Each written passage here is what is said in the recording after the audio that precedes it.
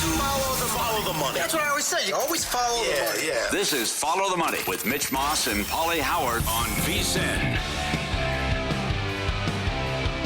Game 1, it's a final. Brewers shut out the Cubbies 7-0. No problem again for the red-hot Milwaukee Brewers. Team I was talking about, Dodgers. They've won 10 in a row against the Rockies. They're on a 16-3 run against them.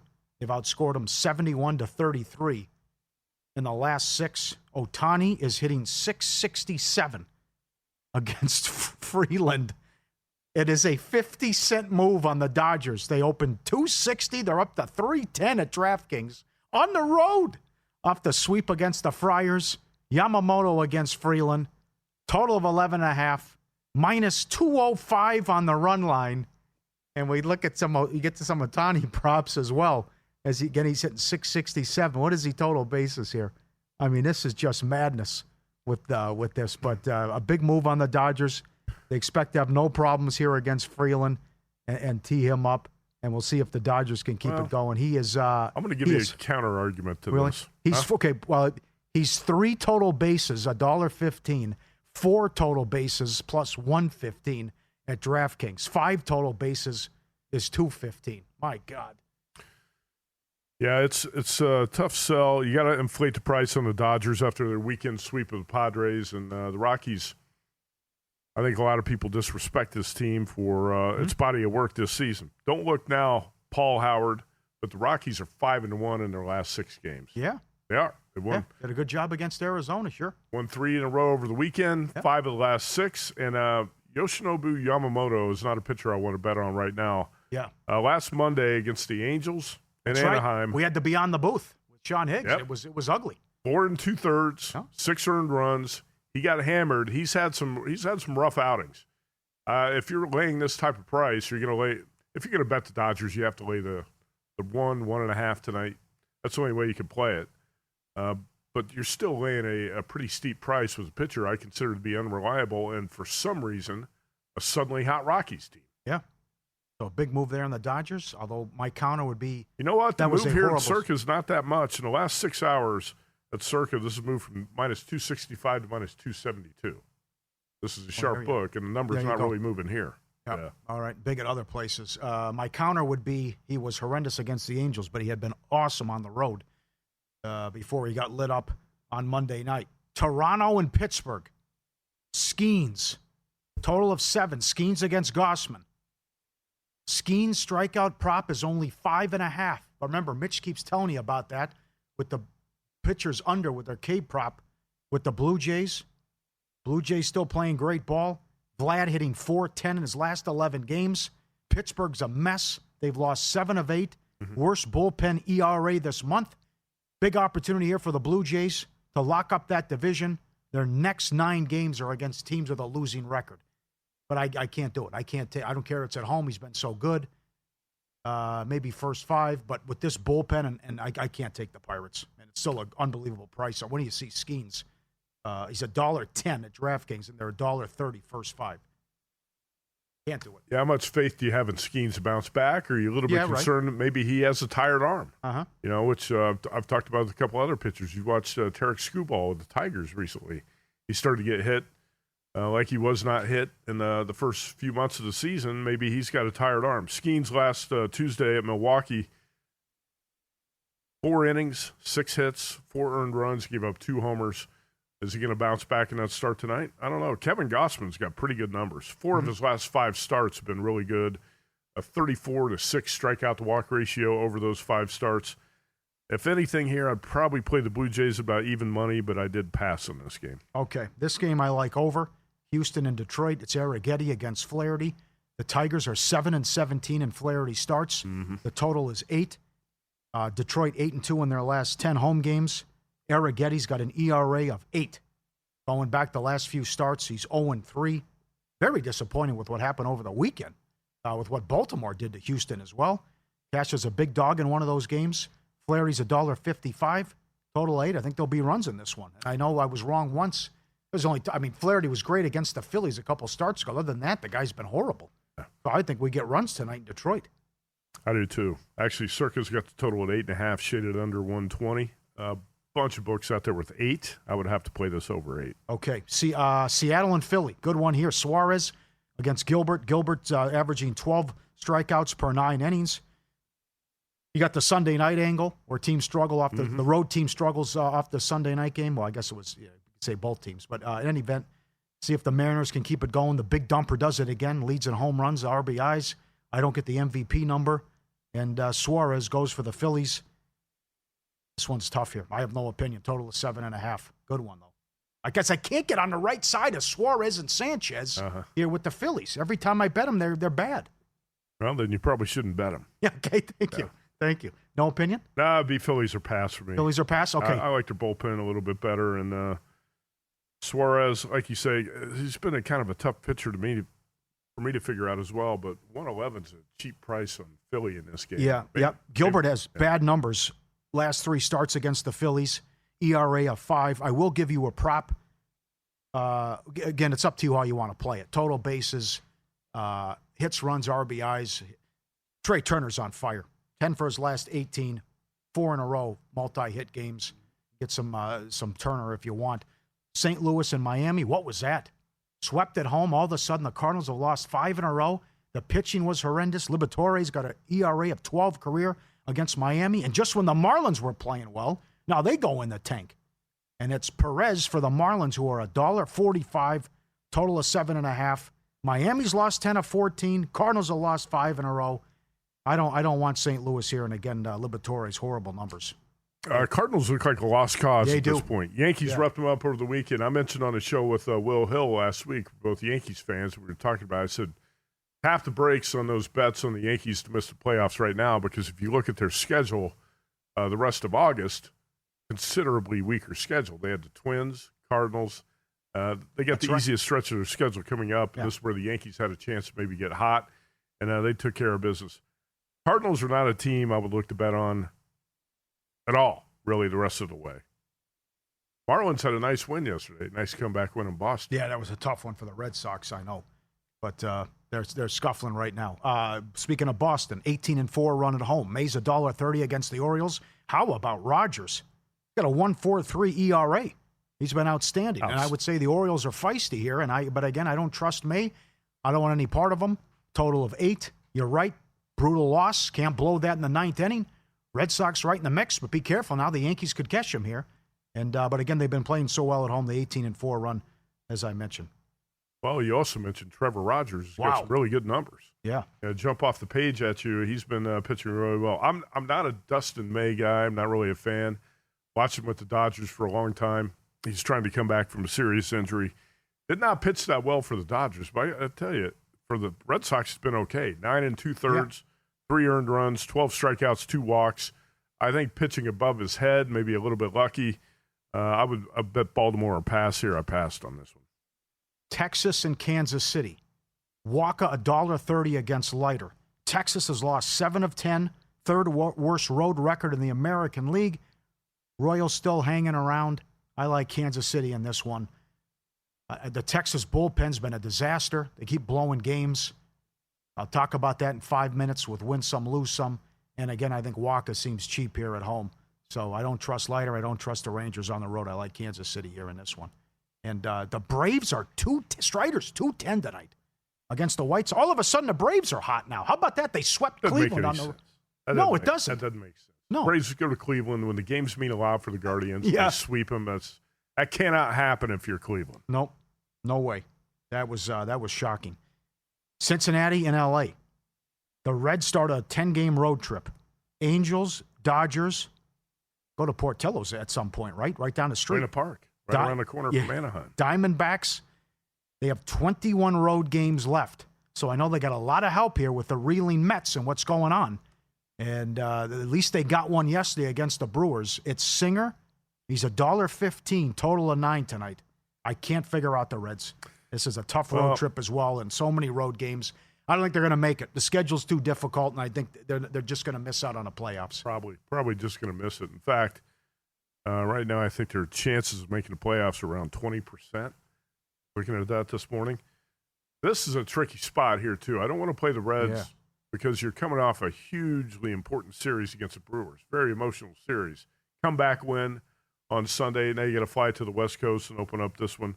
And the Angels are not playing bad baseball right now, so I'm definitely not going to lay this little price with the Reds. Yep, Reds a game and a half behind the Mets. And the Padres, nasty nesters, $1.45 against Robbie Ray. We just saw this matchup last week. The Padres swept them on the road. The Giants finally won a home game yesterday. They had lost 15 of 16 at home before they won yesterday. But now the Padres got to bounce back after getting swept by the Dodgers on the road. And then they go back. Dodgers are now 8-2 against the Padres this year. They're 20 games over 500 against the rest of the league. Any thoughts on this one?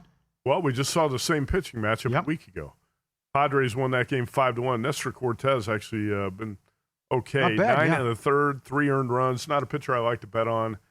I also say this is kind of a tricky spot for the Padres. You would think they'd be hungry to bounce back after getting swept by the Dodgers. And they're on deck, yeah. But there might be a hangover effect here off the weekend series when their offense was completely shut down by Dodgers pitching. Yeah. How about that?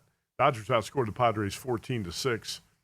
Manny Machado, I'm telling you what, this guy gets hyped up by the media. He doesn't step up in too many big spots. That's fair. Tomorrow's the day. I know it's fair. C sucks, too. It's another one. Come on. Tomorrow's the day. The winners of the 2 grand prize packages will be announced on a numbers game. 2 winners will each win a Circa Million paid entry proxy service from Winner Circle Proxy and a tour of the studios. Tune in tomorrow. A numbers game. 10 to noon Eastern as they announce the winners. Check that out tomorrow. And a great promotion as well. Win-lose coming up next with some big tickets that cashed and some vicious beats coming up. Sirius XM Channel 158. Follow the money.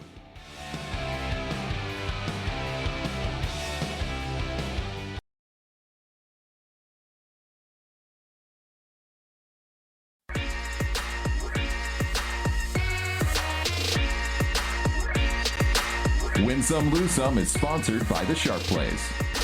Were you a winner last night? Wow, winning. Or was it a rough one? Well, they can't all be winners, can they? Loser! You're a loser! Pauly Howard recaps the night in sports betting in Win Some, Lose Some. All right, before the show, it was great to meet Craig, Lauren from Memphis, and Rick, Mitch, and Joe. And Rick had the Vandelay Industries shirt on. Latex salesman, importer, exporter. That was awesome. Packers plus 220. Yeah, good job. It's fun to give out great information and it comes in. LaFleur has always won after a loss in the preseason. He was livid with how they played. And the quarterback competition, again, Dimes and Richardson, a mess. Can't stop anything.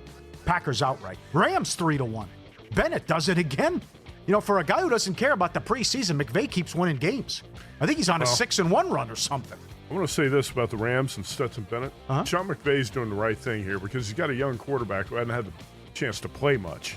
Basically missed a year. Stetson Bennett, he throws him out there. It's an audition. Yeah. Can you be the starting guy if we need you? If Matt Stafford's out, if Jimmy G's not getting it done, can we turn to Stetson Bennett and win games? 28 for 40, 324 yards, and 3 touchdowns. He had the pick. But again, I thought Bennett looked pretty good. And Sean McVay doesn't really care about winning in the preseason. He put his quarterback out there to audition. He let him throw the ball because that's the only way he's going to get better. I think that's why McVay is such a good coach, too. I believe they've covered 5 in a row now in the preseason. Niners plus 180. Hurt Matt's feelings. Nonsense by the Raiders. Giants plus 1.5 to -3.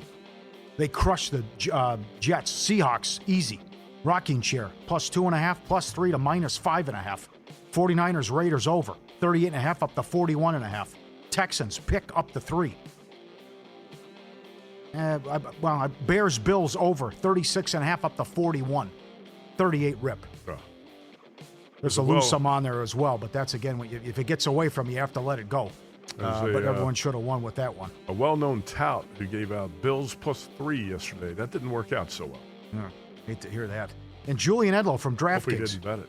Flacco was open 15-1 to be the Week 1 starter for the Browns. Named the starter today. Unbelievable. WNBA, Mystics 3-1 on a money line Friday. Golden State 4 up to 7.5. Sunday, Wings Aces over. 168.5 up to 172. Asia Wilson is kicking ass and taking names. Mystics from 6 down to 3.5. And the over 168.5 up to 172. What a couple days for them as they won outright. Premier League, Crystal Palace, Chelsea draw plus 270. Didn't see what 0-0 paid. Likewise, Newcastle, Aston Villa plus 270. That started the day. Sunderland plus 240. Fulham, Brighton draw plus 270. Preston North End, Championship League, plus 290. UFC, total domination. Get Matt's thoughts in a second. Chimaev by decision, 5-1. D plus C is like, what, 220? How big is he? He ragdolled him for 5 rounds. He did. Just threw him around. Piece of cake. He didn't land a significant punch until a minute left in the fight. Can't believe it. Wow. It was, like you said, total domination. I was here at Circa at the Derek Stevens party watching this. We thought you were going to show up. You never did. No, you know where I was. Where were you? I went to went to a gentleman's club. Okay. Yeah, I told you. They showed it. They had a little bottle, sure. How'd that turn out? Did the girls show up? Yeah. Unbelievable. Huh? Actually, We made her fun. so I bet the dog on Lou Finicaro's recommendation, plus 220. That was the definition of a dead dog. He was getting taken down within the first 20 seconds of each round. Like you said, ragdolled. Yep. And only because they jumped in and broke him up and gave him a chance to make the fight a little bit more entertaining for the fans in the 5th round. I thought that was ridiculous. It was. But I did also play that over 2.5, which turned out to, Good job. well, had to get the money back from losing right. on the dog, right? So it ends up being a breaking, but we had high hopes. We thought this was going to be a great fight. It was far from a great fight. Well, but, there was a couple good points made, too, about this guy was a popular dog as well. Like, why is this guy $3? I mean, good points. Mulu had it right with Murphy, though. Knockout 7-1, round 1, 12-1. That was fun. Hernandez knockout 5-1, round 1, 8-1. And Elliott shocked a lot of people. Sub 9-1 in round 2, 16-1. Subscribe, be part of the team, vsin.com. Our radio and podcast friends, you always want to see these tweets and videos at Pauly Does Vegas on Instagram. Send them in, we'll put you on. Look at the bulldog here trying to get the pear off the tree, the big fella. Look at the front porch. Can I get that? Huh? Can I grab it? Coming over the fence, trying to get the pear. Knock it down. Gonna Trying get to it? eat it. I get it. Bite it. Bite it, buddy. Look at the belly on this guy. He just can't. He's struggling. He's struggling. What a game of tag this must be every day. Oh, he's giving up. Is he giving up? He looks at the human. He taps out. That one's tough. And how about the zoomies? This one's fun. Look at the retriever. Just saying, is the batteries going to go out on this guy or what? The one dog's taking a nap. Well, I think, is it a beagle? He's got the zoomies and he's going in from bedroom to bedroom here in the hallway. that looks like your dog. They got that. Jordan. Yeah, a little bit. Yeah, Snoopy. And he's just like, is this guy going to stop? What gives? Lose some. Colts 4.5 up to 6. Packers outright. Chargers 2.5 to 9 because the news came out that Herbert was going to play, and they lost the game outright. Crazy move. Incredible. You know, that's one of those moves you see at the time. Say, what's going on here? Because even if Herbert plays, he's not going to play enough to warrant that type of move, right? Yeah. That was the case. The Chicago Sky are an abomination. They've lost 12 of 13, 11 of them by 9+ points. I think they play tomorrow night. Outrageous. Reese is bad. Boy, they're bad. Can't wait to see With no it. Reese. They play tomorrow night? I think That's so. great. Boy, they're bad. They can't even come close here. Look at the scores. What's going on? And of course, the opponent's taking money every game. Titans. This was. So it got to 5.5, but then it came down. So the Titans Friday night were like 2.5, between 3.5, 2 and 3. Went off 2.5, fell 3. 23-20. Raheem Morris now, I believe, 0-5 in the preseason with Atlanta. Here come the beats. Red Sox 3-2 in the 9th, blew it. Friday, Reds first 5 and for game. 8-1 in the second inning. That's brutal. 8-1 in the second, you couldn't cash the first 5. I mean, it's bad enough to lose the game. It's brutal to actually lose the first 5. We were on the air while that game was going on last week. The Reds, by the way, when they were up 8-1, Yes? were minus 10,000 on the DraftKings live line Oh, my God. for the game. And they lost the first 5. Good observation. Yeah. Rangers $1.10, 5-2 in the 8th. Why do you got to pull DeGrom? They blow it. The Sun yesterday, plus 320 on the money line. They were up 11 in the 4th quarter. Lost in overtime. Friday night, the Sparks, 2.5 up to 5.5. They were up 13 with 4 minutes. They won by 1. 2 points the rest of the way. And I had this, and I jinxed myself. I couldn't believe it. I tweeted, because I'm bet high on this girl. She keeps cashing. Rakia Jackson. Miss Jackson, if you're nasty. Over 15.5 points, and then at DraftKings, it was $16 plus $1.10. She had 15 points with 6 minutes left in the 3rd quarter. She didn't score the rest of the game. Can't believe it. She goes over yesterday. Soccer. Here they come. Brighton. They allowed a goal in the 96th minute. 1-1 against Fulham. Blackburn. They led Birmingham City and Tom Brady 1-0. They gave up goals in the 90th and the 98th minute. And Watford under, goal in the 93rd minute in the Championship League. And this just happened. Alcaraz against Sinner in the final. If you had Alcaraz to win 6-love first set and paid 36-1, it was 5-love and Sinner retired. That is tough. Before the line moves, sharp plays already there. They don't follow the market, they help move it. You're not going to outmuscle billion-dollar books or full-time sharps on your own. With the sharp plays, you don't have to. Powered by advanced AI, plugged into trusted insider sources. Sharp Plays delivers the edge serious bettors use every day. Free betting reports, real-time alerts, market moving insights sent straight to your inbox or X feed. Jeff and the gang have been doing it since 2011. Been with Follow the Money since day one. Great sources, connections. You remember the Mr. Poison t-shirts? The results, logs, and transparent receipts. SharpPlays.com, trusted by pros, watched by the books. Visit SharpPlays.com. Stay ahead of the line. Flacco to be the Browns starting quarterback in Week 1 was a sharp play. Julian Edlow of DraftKings pointed this out, sent it to us via direct message here. Yeah. Flacco opened 15-1. He received 78% of the bets, 88% of the handle, and closed plus 130. At one point, he got to minus 200 to be the Browns starting quarterback in Week 1.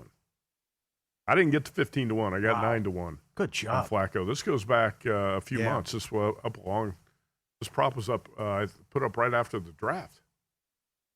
So you throw out Sanders, you throw out Gabriel, and then the Bill Cosby. He wasn't going to start either. Kenny Pickett was a favorite. Okay, right? Yeah, Watson ain't playing, so that's right. It's you feel like it's probably a 2-horse race. Missed that one, yeah. And you'll take the guy who went 4-1 in 5 games down the stretch in the 2023 season that Kevin Stefanski actually won with. Yeah, and it was a bad number. It opened Flacco 15-1. Good job. What would you do in New Orleans? Let me look at that number. Saints, I think it's got to be Shuck. Actually, Spencer Rattler's played better than him in the preseason. I've watched both. You both think games. so? I don't feel that way. Played a little bit better. I don't like Rattler. I think you probably have to go with Shuck, but I think we're going to try to get a Saints guest on the show this week. Right now, the Saints at DraftKings are 4-1 odds to have the fewest wins in the NFL. Yep. I think this team looks like a lost You cause. won't believe what Rob Manfred said last night. It's coming up next.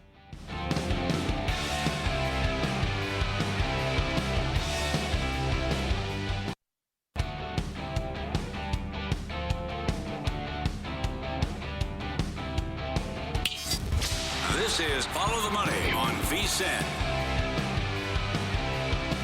Andy Reid saying the Chiefs will play the starters. He will play his starters Friday night against the Bears.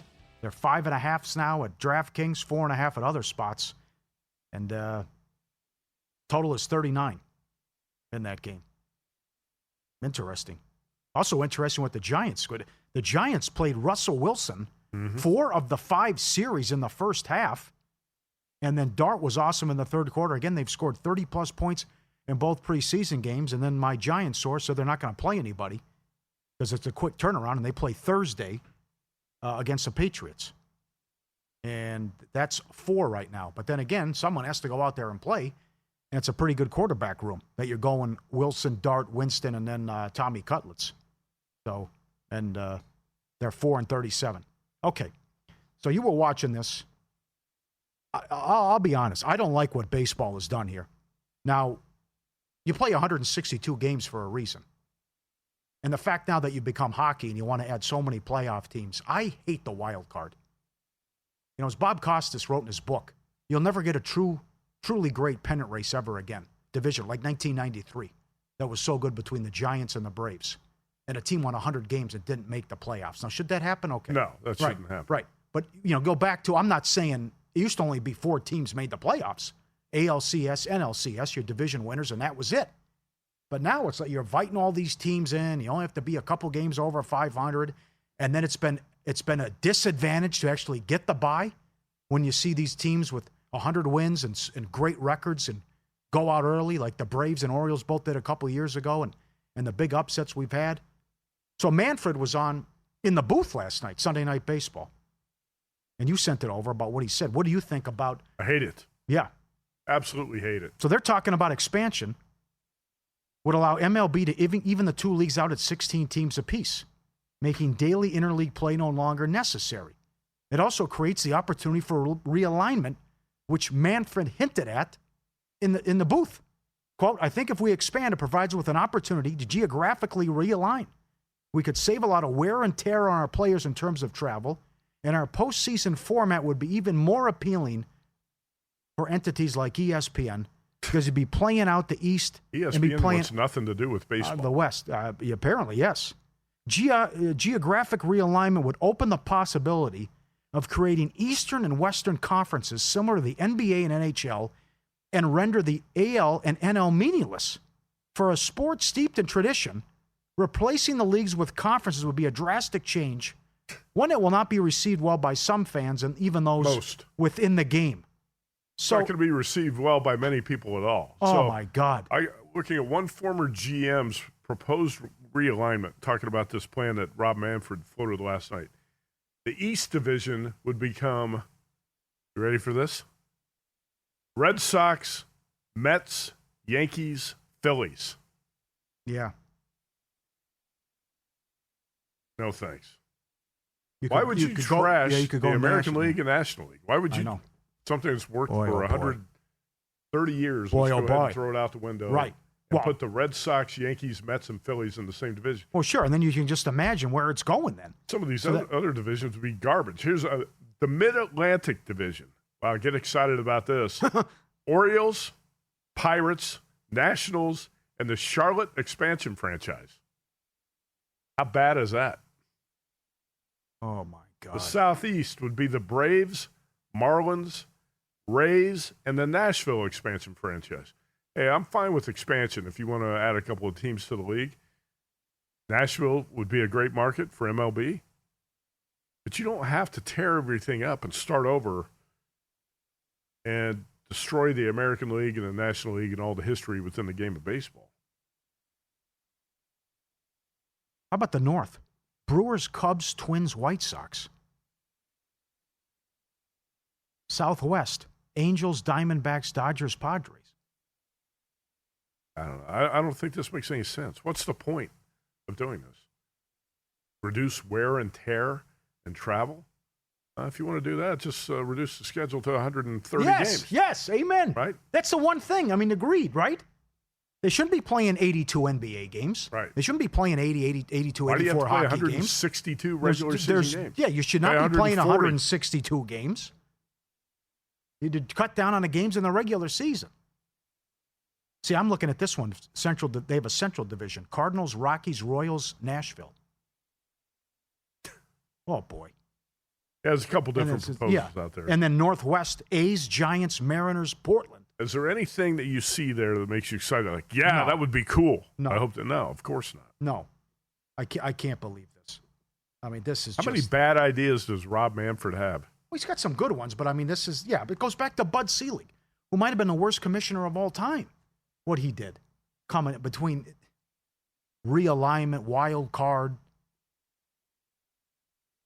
adding the pitch clock's been good, but this is going to piss a lot of people off. I mean, that's the biggest one. Like Cubs, White Sox, Mets, Yankees, Dodgers, Angels in the same division. Oh, come on. And then you're right. Why are you catering? That was my thing, what Selig was doing in the 90s. The young demographic doesn't care about baseball. You've lost them. You're not cool. It's out. So stop going after the younger demo. Let's play music during the games. They're out. They don't care. It's slow and boring to them. You know, you go out, they're on their phones the whole time. The FaceTime, right here, right? They can't even read a clock. You lost them. They're not coming back. That you're just going to have to take it. So it's the nature of the game. Baseball, like you say, is so slow. Even, if you ask women, what's your favorite sport? Most of them are going to say basketball, right? Or football. Yes. Football. Yeah. Very few women enjoy baseball. Puts you to sleep. I love baseball, but then again, you grow up with it. If somebody asks you what your favorite sport is, You're going to say That's right. Remember, football or basketball. Baseball's not going to be your first answer. And baseball would dominate. I mean, look at the ratings going back 60s, 70s, 80s. But that's the other thing, too. 70s and 80s, it was great. Even into the 90s, but things change. But you're going to lose the older fan, though, too, if you do this. I mean, you maybe have already done so. About it. I mean, the guy who grew up in the 50s, 60s watching 70s baseball, it's like, well, as a kid, he's like, it's changed too much, and I'm tapped out, and forget about it. And you're going to alienate your core fan base, which is the older crowd. Yeah. You think how do you think Mike Palm's going to react to this when he comes in this week? He's a traditionalist, right, with baseball. He hates the ghost runner on second, the extra innings. A lot of people like that. Gets the games over a little bit quicker. I don't mind. You don't have 17 or 18 inning games. Sure, right. But this is a radical change that I don't think is going to be well received by many people at all. And then we had a chance to break bread with Jensen Lewis in Omaha. And he's not the only one to say it, but he was the most adamant about get ready in 2 years. We're not going to have baseball. I mean, the work stop. The work stoppage is coming, he said. Get ready. They're not even Bryce close. Harper apparently got Rob Manfred's face in the Philadelphia Get out of our clubhouse. locker room. Get the hell out of here. Get the bleep out of our locker room. I know. That's incredible. So a lot of this is just too much too soon and just, leave it alone. How about a contest update? I was at the Westgate Superbook last night. Okay, I got the numbers. Your thoughts? You got the updated numbers? Okay, so you threw out 3,000 for the college football. And why were you so high with that? I thought there was going to be a wide appeal for this because so many people I know have wanted to see a major college football handicapping contest in Vegas for 20 years. Yep. We finally get it. I thought, well, we're going to look at big numbers here. Plus, it's $500 an entry. And you can do 10. And you can also put the plays in on the app. You don't have to be in the book, right? But I think for year one, without marketing it, if you get 1,000 people, that's a hell of a start. All right, well, Chris Massaro came in over the top of my 3,000. He said 4,500. Rex Byers said 5,000. Well, we were all way off, apparently. But I was in the Westgate book last night. They had the Super Contest weekend, the golf tournament and everything. And you would think that the entries really spike on Super Contest weekend. It's like 450 entries in the college football contest. That is the number. That is a number with That's two way weeks below left. where I thought they'd be right now. So maybe it gets to 1,000. There's always a late rush at the last minute. But, hey, the first week of the college contest is going to be the August 30 games. The deadline's not that far away. That's It's a right. little over a week away. So there's That's not a right. lot of time for that number to get. Yeah. It's probably going to get more than 1,000. John Murray, the Westgate book director, said, hey, we kind of feel like it's going to take a year for the popularity to really grow He's and right. people to get attached to this contest.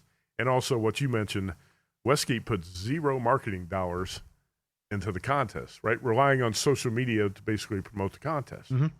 So that didn't help. What do you will we get 20,000 here on Survivor? Yes. You do still okay? I think they're on pace for 19,500. They're at 7,300 right now. I think it's a good bet it's going to get to 20. Yeah. Okay. Two big questions. More contest updates. And do you concur coming up with an eclectic mix, football, baseball, a little UFC, another incident at the drive-thru. I drove off. Share that coming up next. Follow the money, Sirius XM channel 158, the Sports Betting Network.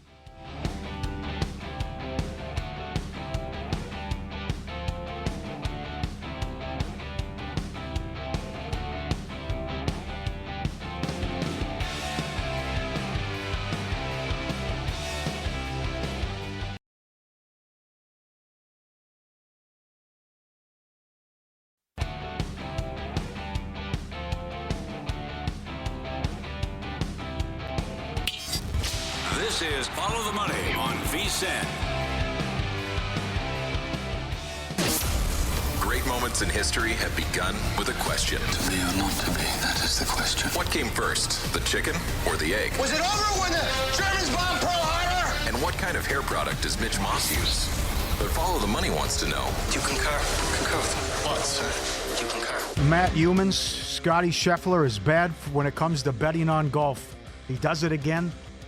Second player to win 5 tournaments back-to-back years, joining Tiger Woods. Do you concur? I do not concur. No. I always think a dominant player, dominant team is good for a sport. It could be a positive for the betting aspect of it as well. It creates more value on the other teams on the board or other players on the board. Scotty was beatable yesterday. He missed a couple of short putts. He chipped in on 17.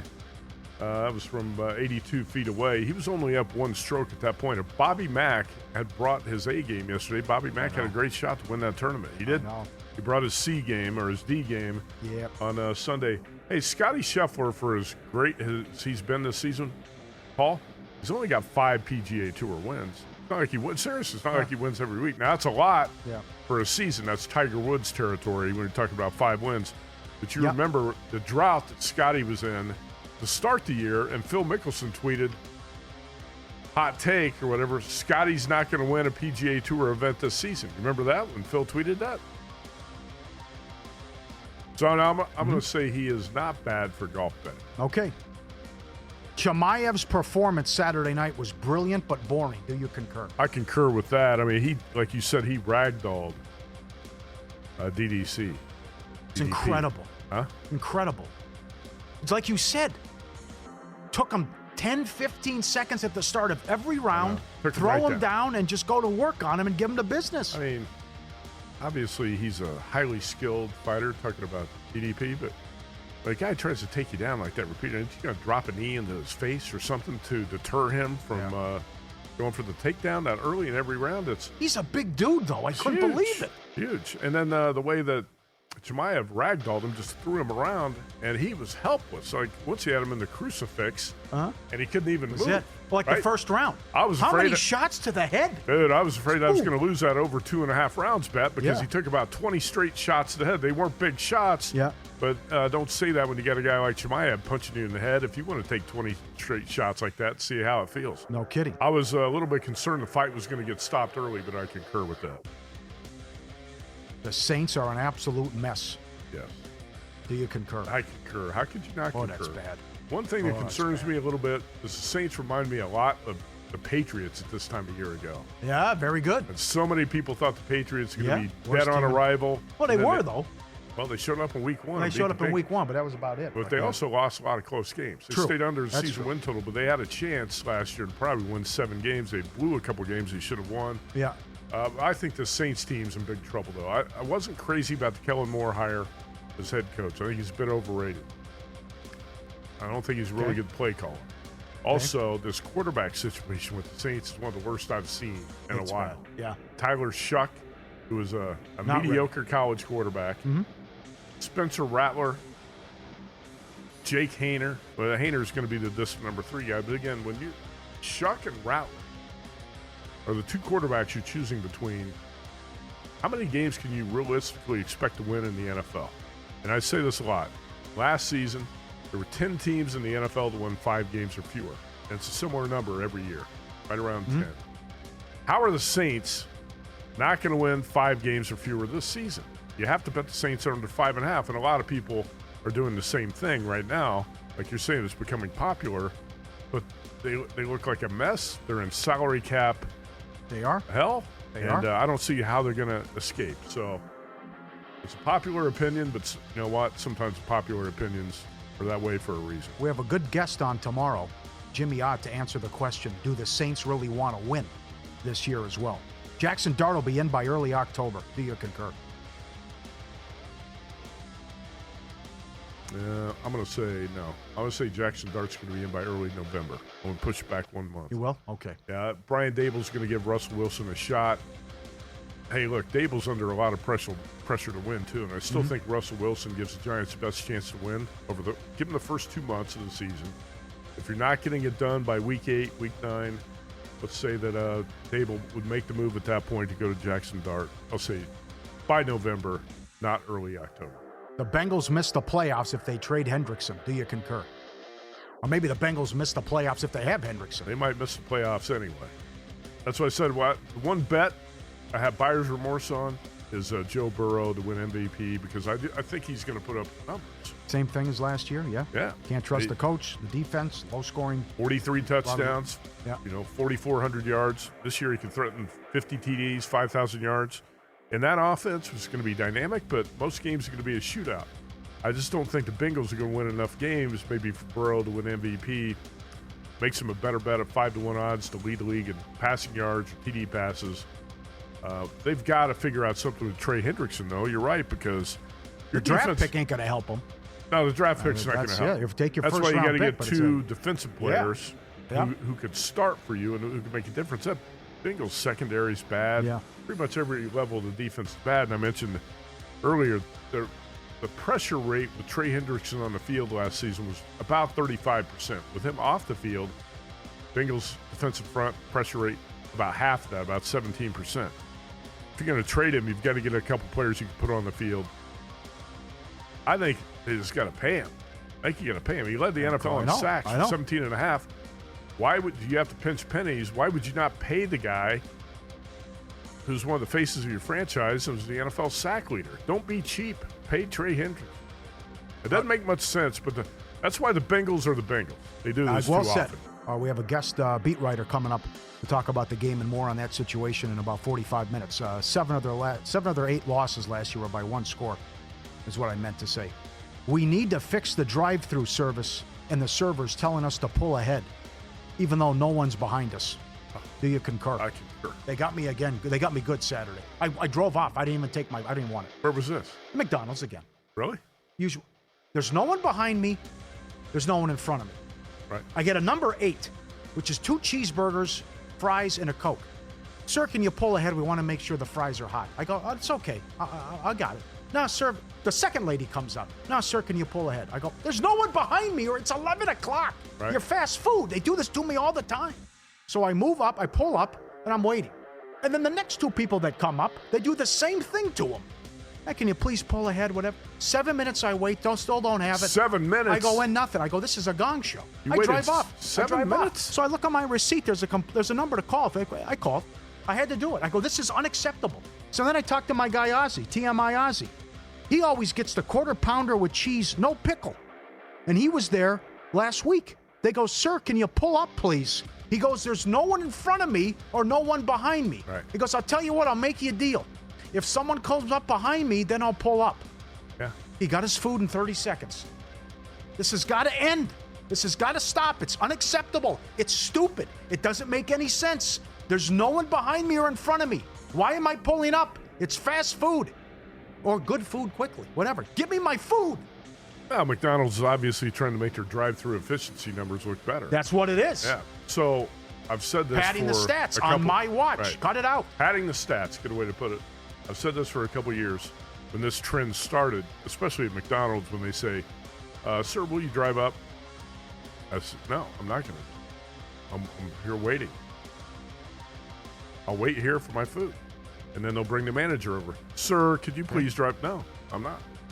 I'm going to sit right here until you hand the food out the window. You don't have to move. No. Right? And 95% of the time, you'll get your food in 30 seconds. They'll bring it out to you. Yeah. Yes. They'll work faster to get the food out, get it to you, and you can drive off then. And now, there's a couple times where I ordered something where I thought, okay, it's realistic. I should probably drive up because there's 3 or 4 cars behind me, and I know it's going to take a few minutes. So I'll do it on the rare occasions. But in general, you just have to say no and stand your ground and not drive up.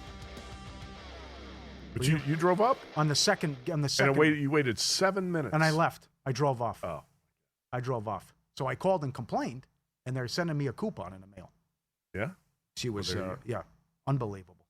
Tomorrow, Top 5 Tuesday. How much is a coupon worth? We'll find out. I didn't ask. We're doing Top 5 Tuesday, best drive-thrus. Oh. I want your list. Because I know this stuff. This would never happen at Chick-fil-A. Never. No way. It would never happen in In-N-Out. Get them In-N-Out. It's ridiculous. Raising Cane's, another one. Top-notch operation. Now, I know we're only talking about tenders, but you go up and big order, whatever, bam, here you go. There it is, sir. Have a good day. Can I get you anything? Bam. Again, Taco Bell, strong. No shenanigans. I'm going to save this for I thought we were that going to talk about this on Tuesday. I'll do it. All right, we got it. Monday Night Football coming up. The modern-day Marv Levy. We got a coach tonight who's on a 2-15 run straight up into preseason. That's next. VSiN. Follow the money. The Sports Betting Network. Sirius XM Channel 158. Downtown, where it all goes down.